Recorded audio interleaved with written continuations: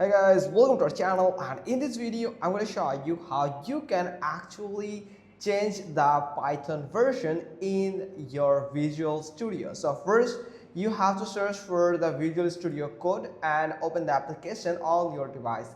Now from here you can see this is my version actually, so if you click on it you can find the version right now you are using. So from here, so if you want to change that version, you have to open your browser and you have to go to the python.org, then simply click on this downloads button here. Now from here you can find all the version that currently available to download. So from here, for example, this one, you have to simply click on this download button here and the file will start downloading, or you can simply go with this version like this one, or you can simply download this one from here.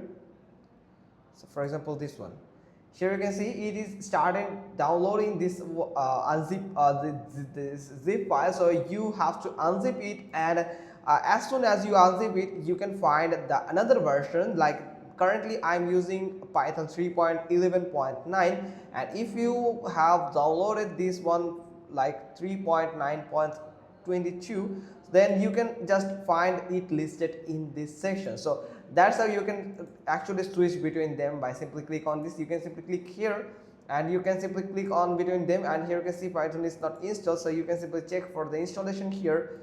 So whenever you then you have to give a simple restart. You have to close your application, then again open the application here.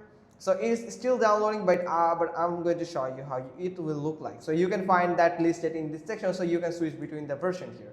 So that's how you can actually change the Python version on Visual Studio. Hope you got this. If so, then give us a thumbs up. Thanks for watching. Till next time.